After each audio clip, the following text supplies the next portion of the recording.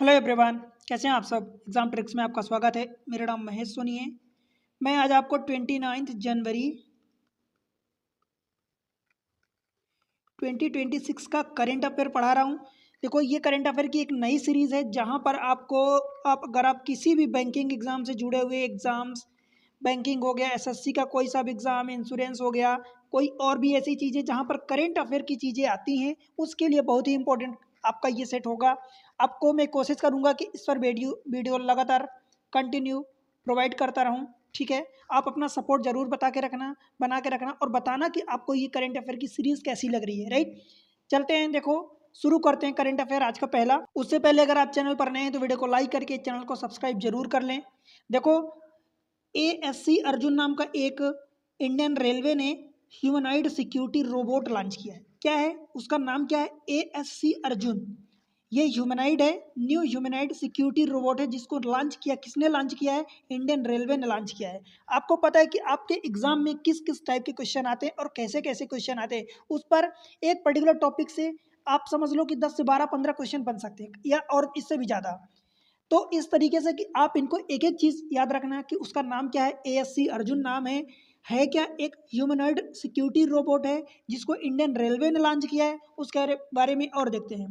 देखो, 27 जनवरी 2026 को humanoid robot जिसका नाम है ASC Arjun was diploid eight Visakhapatnam railway station. कौन से रेलवे स्टेशन में? तो विशाखापट्टनम, जिसको बाइजैक भी कहते हैं। विशाखापट्टनम रेलवे स्टेशन में इंडियन रेलवे ने लॉन्च किया है, जो एक ह्यूमनॉइड सिक्योरिटी रोबोट है। ठीक है, न्यूज़ में क्यों है? क्योंकि इंडियन रेलवे ने एक फर्स्ट एवर ह्यूमनॉइड रोबोट, जो पूरा फर्स्ट एवर अभी तक का पहला ह्यूमनॉइड रोबोट है, जिसका नाम है ASC Arjun, at Visakhapatnam railway station पर एक milestone technology led by passenger safety and station management का काम करेगा, जिसको इंडियन रेलवे ने लॉन्च किया है। ठीक है, first of its kind initiative, ऐसा इनिशिएटिव जो पहली बार हुआ है, डिप्लॉयड ऑफ एएससी अर्जुन। देखो, मैं बार बार नाम इसलिए बोल रहा हूँ कि भाई आपको याद हो जाए वो चीज़ें, बिकॉज एग्जाम में कई बार ऐसे ही पूछ लिया जाता है कौन से स्टेशन पर लॉन्च किया है, किसने लॉन्च किया है क्या, उसका नाम क्या है, ये सारी सारी चीज़ें ऐसी ऐसी पूछता है। ठीक है, first humanoid robot deployed at Indian railway platform introduce part of innovation led passenger service enhancement करेगा,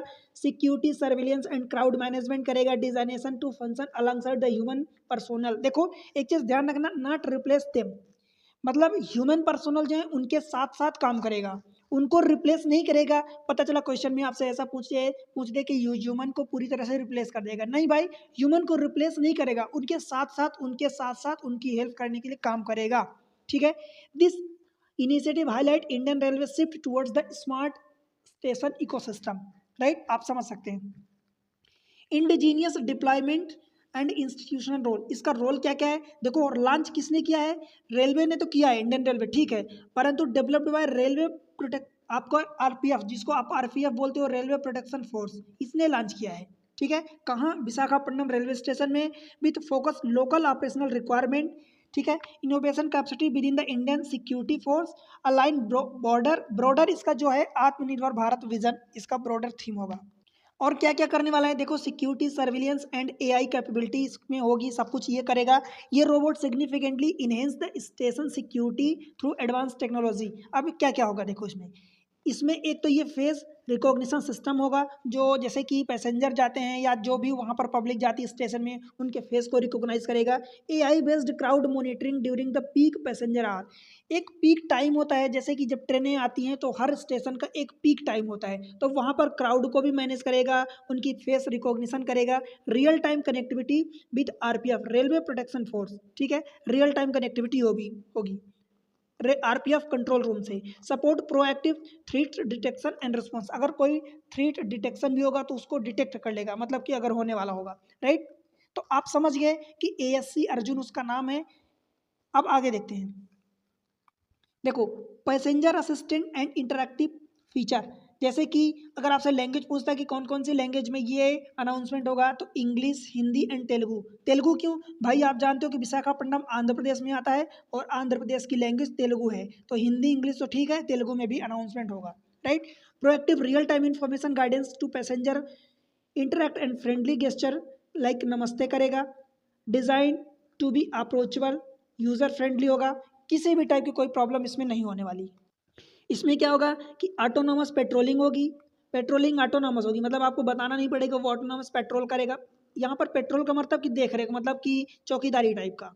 ये पेट्रोल वो वाला डीजल पेट्रोल वाला नहीं है। पेट्रोलिंग करेगा एंड इमरजेंसी रिस्पॉन्स करेगा। लाइक ये देखो, इनेबल 24/7 प्लेटफॉर्म पेट्रोलिंग, 24 घंटे 7 दिन, ठीक है, ये काम करेगा।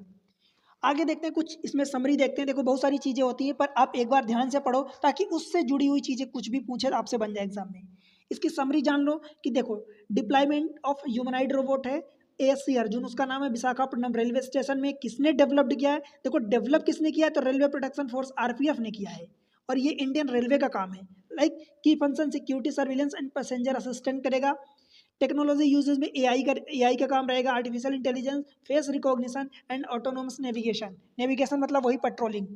सिग्निफिकेंस, ये पहला ह्यूमनॉइड रोबोट है इंडियन रेलवे का। आप ये ध्यान रखना कि first humanoid robot of the Indian railway. अब इसके बारे में क्वेश्चन देख लो कि ASC Arjun has been developed by which organisation. पहला ऑप्शन है, ये क्वेश्चन है। मैं कोशिश करूंगा कि हर एक टॉपिक पर एक क्वेश्चन रखूं। तो ASC अर्जुन को किसने डिप्लॉय किया है? इसरो ने, DRDO ने, रेलवे प्रोटेक्शन फोर्स ने, भारत इलेक्ट्रॉनिक्स लिमिटेड ने। इसका आंसर अगर आपने पढ़ा है तो डेफिनेटली बनेगा, कमेंट सेक्शन में आप मेंशन करना, ठीक है। चलो अगले टॉपिक पर चलते हैं। अब हमारा अगला टॉपिक है, RBI ने एक इंट्रोड्यूस किया draft framework to support borrowers hit by natural disaster calamity. देखो आरबीआई का एक मूव है reflecting India growing climate risk. जैसे इंडिया में क्लाइमेट रिस्क बढ़ता है, जिसके कारण आरबीआई ने एक प्रपोज किया है new disaster relief framework for बैंकों के लिए एक न्यू रिलीफ फ्रेमवर्क प्रपोज किया है, अनाउंस किया है 27 जनवरी 2026 को। होगा क्या, न्यूज में क्यों है कि आरबीआई इशू एक draft guideline for the bank and other regulated entity resolution plan during the natural disaster. जैसे कि नेचुरल डिजास्टर आ जाता है तो वहां पर बहुत बड़ा लॉस हो जाता है, उसके लिए आरबीआई ने ये नेचुरल डिजास्टर के लिए एक रिलीफ मेजर लिया है, ठीक है। Framework will apply from the 1 अप्रैल, ये ध्यान रखना कि 1 अप्रैल से अप्लाई होगा और 17 फरवरी ये 2027 तक काम करेगा, अगले साल 1 अप्रैल 2026 से लागू होगा और 17 फरवरी 2027 यानी एक साल से कम, लगभग 11 महीने तक काम करेगा, ठीक है। Relief measure allowed under the framework, draft guideline outline several relief option that bank may include their resolution plan. इसमें क्या क्या होगा, this include rescheduling loan payment repayment. जैसे मान लो कि कस्टमर का लोन पेमेंट रीपेमेंट चल रहा है, अगर उसमें मान लो कि डिजास्टर कुछ हो जाता है, कुछ ऐसी चीज़ें हो जाती हैं, तो फिर वहाँ पर उस लोन को रीशेड्यूल कर दिया जाएगा। और क्या क्या कर दिया जा सकता है, converting acquired interest into a separate credit facility, granting temporary moratorium and repayment, temporary जो मोराटोरियम है उसको भी ग्रांट किया जा सकता है। Bank may also sanction additional finance to help borrowers overcome temporary financial stress caused by disaster. Disaster के लिए जैसे कि मान लो उनका कुछ है, अब लोन चल रहा है, अगर उस पर डिजास्टर आ जाता है तो उसमें एडिशनल कुछ पैसे दिया जा सकता है या जाएगा कि भाई आप उसको फिर से स्ट्रेस को मिनिमाइज कर सको और फिर से आप खड़े हो सको उस अपने पर्टिकुलर काम में, ठीक है। These measures are not automatic. They will provide based on the lender assessment of the borrower situation. उनकी सिचुएशन को देखते, बिकॉज यहाँ पर एक एलिजिबिलिटी भी होगी, हर किसी को नहीं मिलेगा, ठीक है। Eligibility for the RBI disaster relief measure, eligibility ये होगी कि आरबीआई जो है क्लेरिफाई करेगा कि only standard borrowers will qualify for the reliefs. जो स्टैंडर्ड बोरोवर्स होंगे वही क्वालिफाई करेंगे इस रिलीफ को लेने के लिए। अब वो स्टैंडर्ड कौन से होंगे, तो भाई borrowers who have not defaulted for more than 30 days. जो डिफ़ॉल्ट होता है, जैसे कि आपने टाइम पर लोन नहीं दिया या आपकी ईएमआई है जो आपने नहीं दिया, तो वो डिफ़ॉल्ट जो है अगर आप 30 दिन से ज़्यादा हो तो आपको नहीं मिलेगा, तब आप एलिजिबल नहीं होंगे। तो 30 दिन से not defaulted for more than 30 days, 30 दिन से ज़्यादा के डिफ़ॉल्ट आप नहीं होने चाहिए, तब आप एलिजिबल होंगे। This condition ensure that framework support genuinely affected the borrowers. इसका मतलब ये होगा कि जो जेन्युइनली सच में जो इस चीज़ से अफेक्टेड हैं उन्हीं को ये कंडीशन या रिलीफ दिया जाएगा। समझ आया। इसमें आरबीआई का क्या मेन एम क्या है, तो RBI aim to balance comparison with financial prudence preventing misuse. जो मिसयूज करते हैं, अब जैसे मान लो इसको जनरलाइज कर दिया कि भाई हर कोई ले जाओ, तो जिसको जरूरत नहीं है, ये जो डिजास्टर से नहीं सफर कर रहा है वो भी ले जाएगा, उसका मिसयूज करेगा। इसीलिए आरबीआई ने इसमें प्रिवेंटिव मेजर भी लिया है कि भाई हर किसी को ना मिले, ठीक है। Extending timely relief where it is truly needed, जहां पर रियल में जरूरत है उनको ये चीजें मिले। अब क्या है, इसका थोड़ा सा समरी देख लेते हैं। न्यूज़ में क्यों है? RBI propose disaster relief framework for the bank. अब इसमें यह भी हो सकता है कि disaster relief framework for the bank ये किसने लॉन्च किया है, तो ये आपको ध्यान रखना है, क्वेश्चन ऐसे ही पूछेगा। आरबीआई ने लॉन्च किया है। Disaster relief framework for the bank किसने लॉन्च किया है? भाई आरबीआई ने लॉन्च किया। अथॉरिटी कौन है? आरबीआई है। कब से लागू होगा? तो इम्प्लीमेंटिंग टाइम जो है वो 1 अप्रैल, जैसा कि मैं आपको बता दिया, 1 अप्रैल 2026। कब तक चलेगा? तो 17 फरवरी 2027 तक चलेगा। ये 27 है, 2027, ठीक है। Eligible borrowers no default beyond more than 30 days. आप समझ रहे हो ना, बियॉन्ड 30 दिन से ज़्यादा नहीं होने चाहिए, तभी वो एलिजिबल होंगे। फिर रिलीफ ऑप्शन रिशेड्यूलिंग कर देगा, मोरेटोरियम कर देगा, एक्स्ट्रा फाइनेंसिंग, जैसे कि फाइनेंसिंग आप मैं बता दिया, समझा दिया कि अगर आपका वो काम धंधा अच्छे से नहीं चल रहा, उसमें आपको पैसे की जरूरत है, तो आप उसको रिफाइनेंस कर देगा, एक्स्ट्रा फाइनेंस देगा, ताकि आप उसमें फिर से खड़े हो सको। कंटेक्स्ट की बात कि rising climate disaster and financial risk. अब ये क्वेश्चन है, from which date will the RBI propose disaster relief framework come into effect? भाई 1 जनवरी, 17 फरवरी, 1 अप्रैल, 1 जुलाई। इसका आंसर आप कमेंट सेक्शन में आप मेंशन करोगे, ठीक है। चलो अगले टॉपिक पर चलते हैं। अब देखो एक चीज़ ये है कि भाई CCRAS, ये क्या है CCRAS मैं बताऊंगा। CCRAS और सेंट्रल संस्कृत यूनिवर्सिटी एक मैन्युस्क्रिप्ट रिवाइवल इनिशिएटिव लिया, दोनों मिलके। CCRAS क्या है? तो ये central council for research in Ayurvedic science. देखो कई बार छोटे एग्जाम जो होते हैं, छोटे एग्जाम का मतलब कि जैसे वन लाइनर क्वेश्चन पूछता है आपसे, तो CCRAS इसको दे देगा और बोल देगा कि भाई इसमें इसका फुल फॉर्म बताओ, और 4 ऑप्शन दिया रहेगा, या इसी में किसी एक का पूछ देगा। आर का फुल फॉर्म क्या है, ए का फुल फॉर्म क्या है, एस का फुल फॉर्म क्या है, या सेकंड वाले सी का, या पहले वाले सी का फुल फॉर्म क्या है। तो आपको पता होना चाहिए कि central council for research in, uh मतलब आयुर्वेदिक, ये ध्यान रखना, आयुर्वेदिक साइंस, ए मतलब आयुर्वेदिक, ध्यान रखना। और CSU सेंट्रल संस्कृत यूनिवर्सिटी, इन दोनों ने have completed a specialised workshop, एक वर्कशॉप कंप्लीट किया केरला में। केरला में थ्रिशूर नाम की जगह है, वहां पर, टू रिवाइव आयुर्वेदिक मैन्युस्क्रिप्ट। ये ध्यान रखना कि ये जो CCRAS है, इसमें जो सेकेंड लास्ट जो ए है, उसका मतलब ए का मतलब आयुर्वेदिक ही है। तो इसको होल्ड कौन सी मिनिस्ट्री करेगी? तो इसी से मिनिस्ट्री ऑफ आयुष करेगी। आगे मैं बताऊंगा जो ट्रिक होती, कुछ चीज़ें जो भाई आपको मेन टाइम पर, एग्जाम के टाइम पर, या जब आप फंसते हो तो ये ट्रिक्स काम आती है। तो ध्यान रखना कि ए का मतलब आयुर्वेदिक है, और ministry of yoga ministry of Ayush जो है इसको होल्ड करेगी, ठीक है। एक वर्कशॉप सेटअप किया है, specialised workshop in Kerala, ayurvedic manuscript. This initiative focus on transliteration and research based palm leaf text. यहाँ से देखते हैं, central council for research in Ayurvedic science and central Sanskrit university ने कंप्लीटेड किया है 15 days transliteration workshop in Kerala, ठीक है। That successfully revived 5 rare and unpublished ayurvedic manuscript for research and academic use. देखो मैं एक चीज़ बता दूं, यहाँ पर 15 डेज ट्रांसलिटरेशन, या ट्रांसलिटरेशन का मतलब पता है क्या होता है? ट्रांसलेट करना, ट्रांसलेट करना। अब ट्रांसलेट का मतलब क्या हुआ भाई? ट्रांसलेट करना, किसी एक लैंग्वेज में लिखा है तो उसको दूसरी लैंग्वेज में, दूसरी भाषा में ट्रांसलेट करना। 15 डेज ट्रांसलिटरेशन वर्कशॉप केरला में हुआ है, जहां पर 5 रेयर, ध्यान रखना, 5 रेयर अनपब्लिश्ड आयुर्वेदिक मैन्युस्क्रिप्ट जो है उसको ट्रांसलेट करेंगे। ट्रांसलिटरेशन वर्कशॉप इन केरला किसने किया है? CCRAS and central Sanskrit university ने। CSU सेंट्रल संस्कृत यूनिवर्सिटी, पुराना तुक्करा, देखो ये तेलुगु के शब्द हैं कुछ, तो थोड़ा सा प्रोनाउंसिएशन में इधर उधर हो सकता है, तो आप मैनेज करना। जो कि गुरुवायूर कैंपस थ्रिशूर में, मैं बताया थ्रिशूर केरला में, 12 January to 25 January under the formal MOU between CCRAS and central Sanskrit university. होगा क्या है क्या इसमें?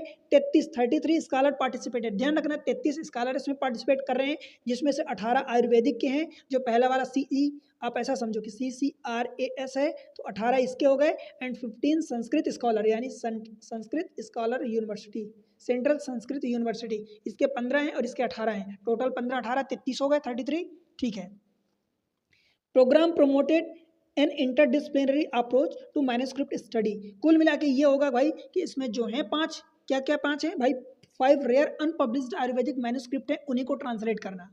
तो सीधी सी बात ये कि यहाँ पर रेयर आयुर्वेदिक मैन्युस्क्रिप्ट रिवाइव कर रहे हैं। जो 5 हैं उनके नाम मैं बता देता हूँ, अगर हो सके तो आप याद रखना। देखो धन्वंतरी आपने नाम सुना है, जिसको वैद्य बोलते हैं, चिंतामणि, धन्वंतरी, चिंतामणि, ये ग्रंथ जो पहले था उसको संस्कृत में ट्रांसलेट किया गया, ठीक है। फिर द्रव्य शुद्धि ग्रंथ टू संस्कृत, इसको संस्कृत में लिखा गया फिर से। फिर वैद्यम मेडिवल मलयालम पहले था उसमें था, अब इसको मलयालम में शिफ्ट किया गया, ट्रांसलेट किया गया। रोग निर्णय पार्ट 1 मेडिवल मलयालम टू, इसको फिर से मलयालम में किया गया। एंड विविध रोग गंगल, इसको बतेन जुतु टू मलयालम एंड संस्कृत, इसको ट्रांसलेट किया गया। तो ये हो सके तो आप नाम ऐसे याद रखो या इस तरीके से कि एटलीस्ट आपके एग्जाम में ये नाम आए तो आप समझ जाओ कि रेयर आयुर्वेदिक मैन्युस्क्रिप्ट जिसको रिवाइव किया है किसने दो चीज़ों ने, दो बॉडी ने मिलकर किया है, CCRAS central council for research in Ayurvedic science and central Sanskrit university, इन दोनों ने मिलकर काम किया है, ठीक है, बन जाएगा। तो चलो इसका थोड़ा सा मैं आपको रिकैप भी करवा देता हूँ। न्यूज़ में क्यों है, क्योंकि central council for research in Ayurvedic science and central Sanskrit university workshop revived rare Ayurvedic manuscript. जनवरी 12 से 25 तक ये वर्कशॉप हुआ, कहाँ हुआ, थ्रिशूर केरला में, थ्रिशूर केरला में, ये रहा थ्रिशूर केरला। कितने स्कॉलर पार्टिसिपेट किए, तो 33 स्कॉलर, जिसमें से 18 CCRS के थे एंड CSU संस्कृत यूनिवर्सिटी के 15 थे, ठीक है। मैन्युस्क्रिप्ट कितनी थी, 5 रेयर मैन्युस्क्रिप्ट थी, राइट। ऑब्जेक्टिव क्या था, इनका preservation and research based revival था, कि इनको जैसे लैंग्वेज दूसरी लैंग्वेज में इनको ट्रांसलेट कर दिया जाएगा तो ये प्रिजर्व रहेंगी एंड लोगों के पास रिवाइव भी रहेंगी, पहुंचेगी और लोग उनको ज़्यादा अच्छे से समझ पाएंगे। क्वेश्चन है CCRS function under which ministry. अब मैं आपको जैसा कि बताया कि भाई इनका फुल फॉर्म पूछ देता है, पहले फुल फॉर्म फिर से मैं एक बार बता देता हूँ। पहले का central council for research in Ayurvedic science, इतना ध्यान रहेगा। ए मतलब आयुर्वेदिक, अब आयुर्वेदिक कौन सी मिनिस्ट्री के अंडर आता है भाई, तो मिनिस्ट्री ऑफ, देखो पहला है ministry of health and family welfare, ministry of culture, ministry of Ayush, ministry of education. सबसे पहले तो इसका आंसर आप कमेंट सेक्शन में मेंशन करोगे एंड देन अब मैं आपको बता देता हूँ कि भाई ए का मतलब क्या है, आयुर्वेदिक, तो आयुर्वेदिक मिनिस्ट्री ऑफ आयुष के अंडर में आते हैं, मैं स्टार्टिंग में ही बता दिया था आपको, ठीक है, ध्यान रहेगा। तो ऑप्शन इसका सी करेक्ट हो जाएगा, मिनिस्ट्री ऑफ आयुष।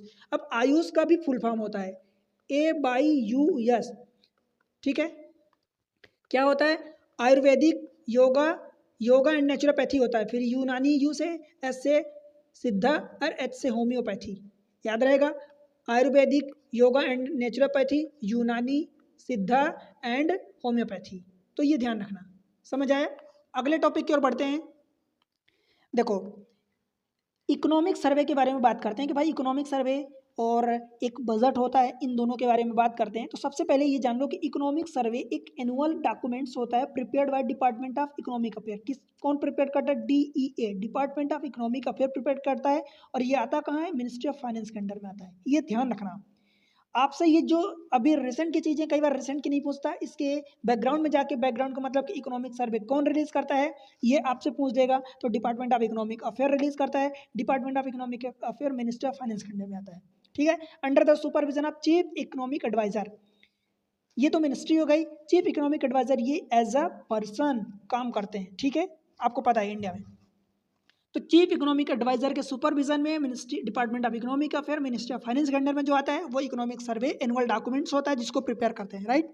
अब ये रिलीज क्यों होता है भाई, क्यों निकाला जाता है, तो it serve as a detail analysis of the Indian economy performance over the previous financial year. समझ पाए, एक डिटेल एनालिसिस होता है इंडियन इकोनॉमी का कि इंडियन इकोनॉमी किस तरीके से परफॉर्म कर रही है over the previous financial year. ये ध्यान रखना, पिछले फाइनेंशियल ईयर में हमारी इकोनॉमी कैसे परफॉर्म करी है उसके फाइनेंस को ध्यान में रख के, उसके परफॉर्मेंस को ध्यान में रख के बनाया जाता है, ताकि इससे कुछ सीख के, इसकी हेल्प से, इससे कुछ सीख के हम अपना बजट निकाल सकें। समझ आया। तो इकोनॉमिक सर्वे पहले निकलता है, उसके 2-4 दिन बाद, लगभग 2 दिन 3 दिन बाद आपका बजट आता है। समझ आया, पहले इकोनॉमिक सर्वे आता है, इसीलिए अभी इकोनॉमिक सर्वे आया है 1 फरवरी को, यानी 2-3 दिन बाद आपका बजट आएगा। समझ आया। अब होता क्या है, डॉक्यूमेंट्स प्रोवाइड क्रूशियल डाटा। कौन सा डॉक्यूमेंट्स, इकोनॉमिक सर्वे एक एनुअल डॉक्यूमेंट्स होता है जो क्रूशियल डाटा प्रोवाइड करता है, किस किस चीज़ के बारे में, macro economic trend like GDP हो गया, GDP ग्रोथ कैसा है, इन्फ्लेशन यानी महंगाई कैसी है, फिजिकल डिफिसिट कैसी है, सेक्टोरल परफॉर्मेंस में like detailed review of the agriculture, industry, service, infrastructure और भी बहुत सारी चीज़ें। फिर पॉलिसी रिफॉर्म में like evaluation of the government scheme, जो गवर्नमेंट की स्कीम निकले उसमें क्या कितना पैसा आया, कितना गया, कितनी पब्लिक को फायदा हुआ, कितना नहीं हुआ, कितना मिस यूज हुआ, कितना यूज हुआ, ये सारी चीजें। And suggestion for the future strategy, उससे वही कि प्रीवियस फाइनेंशियल ईयर में जो भी उसका इकोनॉमी का परफॉर्मेंस रहा उसकी हेल्प से हम आने वाले टाइम में यानी बजट के लिए जो अगले आने वाले ईयर के लिए फाइनेंशियल ईयर के रहता है तो उसके लिए हम कुछ अच्छी स्ट्रेटजी बना सके। समझ आया? इसके रिलीज डेट एंड टाइम अभी इस साल का तो मैं बता देता हूँ कि 29 जनवरी 2026 को ये रिलीज हुआ आज।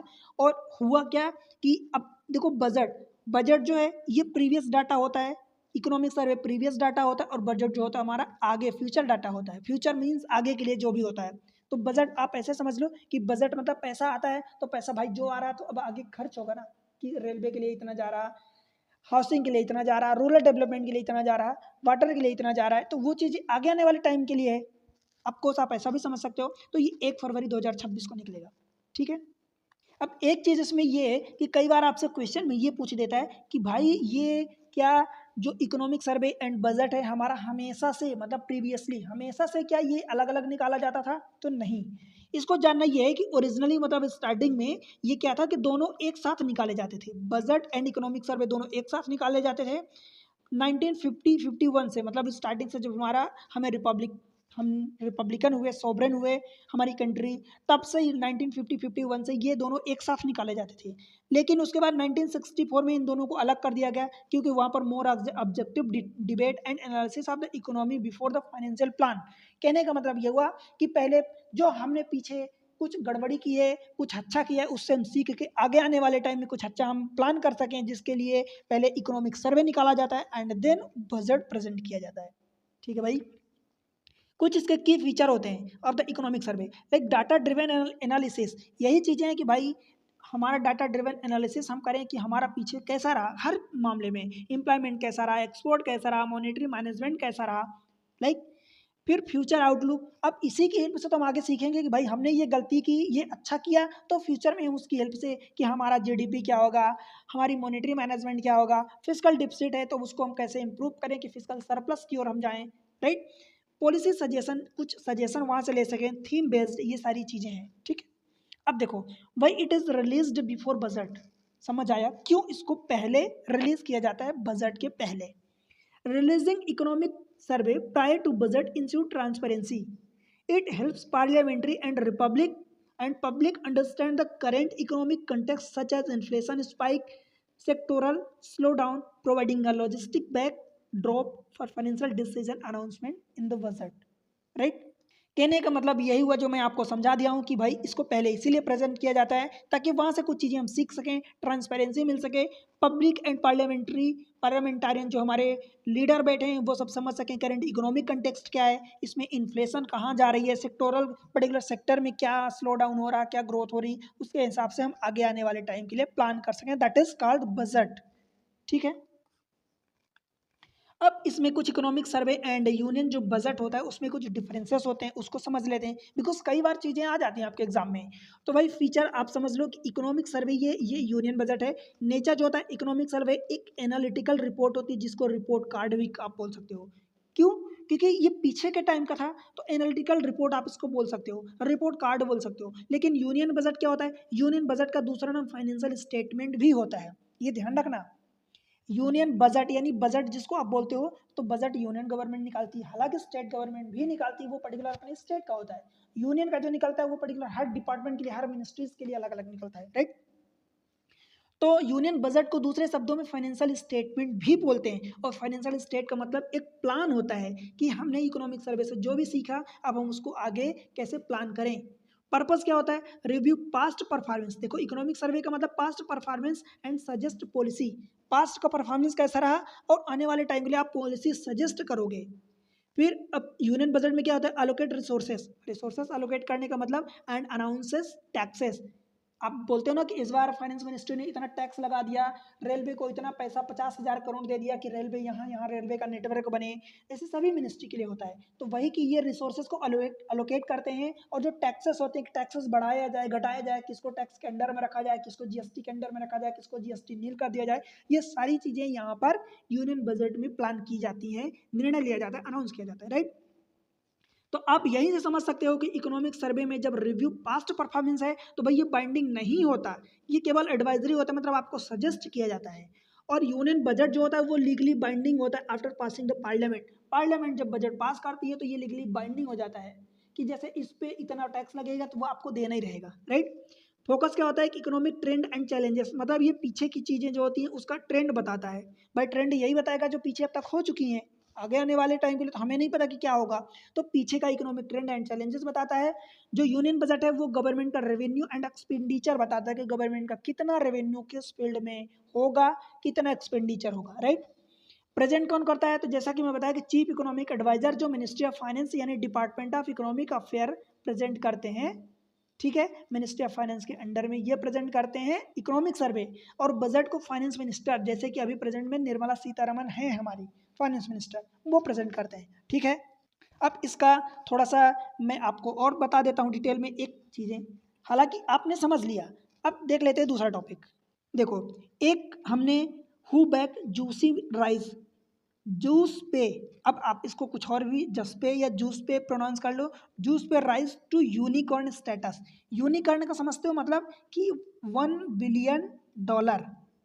यूनिकॉर्न का मतलब $1 बिलियन, यानी ये होता है जो $1 बिलियन को टच करे वो यूनिकॉर्न कहलाता है, ठीक है। तो अभी जूस पे जो है 2026 की पहली कंपनी बनी है, 2026 की पहली कंपनी बनी है जो यूनिकॉर्न का स्टेटस मिला है। इंडिया फिनटेक इकोसिस्टम, इंडिया की fintech ecosystem has kicked off 2026 as a strong note with major unicorn milestone. Bengaluru based ये पेमेंट इंफ्रास्ट्रक्चर कंपनी है, क्या है, कहाँ की है, बेंगलुरु बेस्ड है, पेमेंट इंफ्रास्ट्रक्चर कंपनी है crossed $1 billion valuation mark the fresh funding, highlighting the investor confidence in India digital payment and UPI led growth. है क्या, देखो जूस पे इसका नाम है, has become the first unicorn in 2026। 2026 की पहले यूनिकॉर्न कंपनी, आपके एग्जाम में ऐसे ही क्वेश्चन आएगा, 2026 की पहले यूनिकॉर्न कंपनी कौन बनी है, भाई जूस पे उसका नाम है, ठीक है। यूनिकॉर्न का मतलब ये होता है कि $1 बिलियन को जब क्रॉस कर जाए, ठीक है। तो इसके पास टोटल $1.2 बिलियन का वैल्यूएशन हो गया है आफ्टर राइजिंग 50 मिलियन डॉलर। ये मिलियन है, आपको पता होना चाहिए कि 1 बिलियन में कितने होते हैं मिलियन, 1000, यानी 1 बिलियन में 10⁻³ और 10⁻³ का मतलब होता है भाई 1000 मिलियन। मैं लिख देता हूँ 1 billion is equal to 10⁻³ million, और 10⁻³ का मतलब 1000 मिलियन होता है, ठीक है, समझ आया। Taking its valuation to $1.2 billion.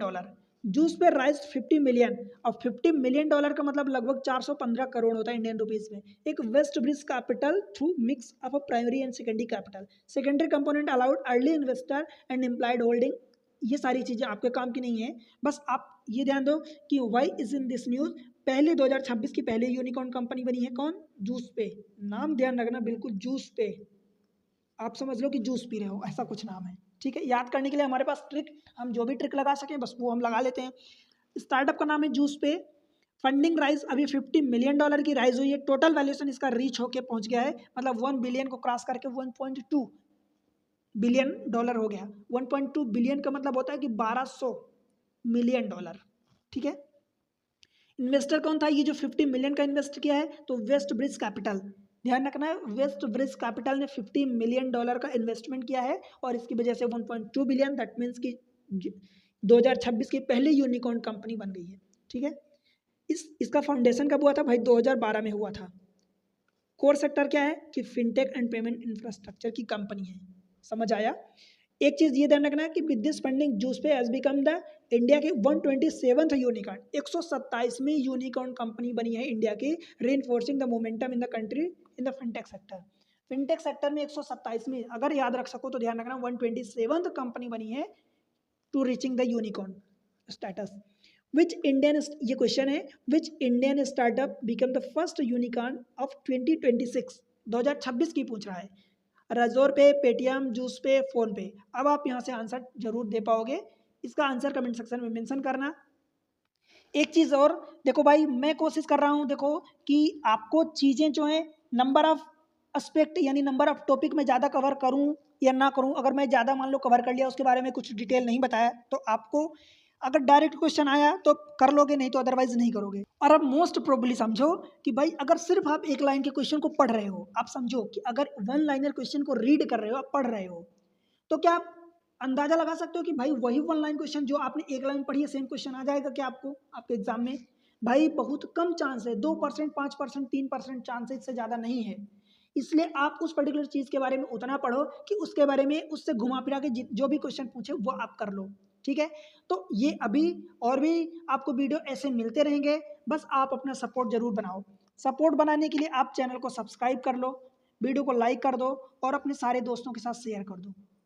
आपका सपोर्ट ही मुझे प्रमोट करेगा कि भाई मैं आपको ऐसे इन्फॉर्मेशन और दूं, राइट, ऐसे इन्फॉर्मेशन और दूं और कोशिश करूंगा कि अच्छे से अच्छे तरीके से आपके सामने डिलीवर करूं, प्रस्तुत करूं। भाई कमियां होंगी तो आप बताओ मुझे, पर सपोर्ट जरूर करो, क्योंकि मेरी कमियां आप बताओगे तो मुझे पता चलेगा, आप सपोर्ट करोगे तो मुझे कॉन्फिडेंस आएगा कि मैं और उन कमियों को दूर करूँ और अच्छे से आपके सामने सारी चीज़ें प्रोवाइड करूँ, ठीक है?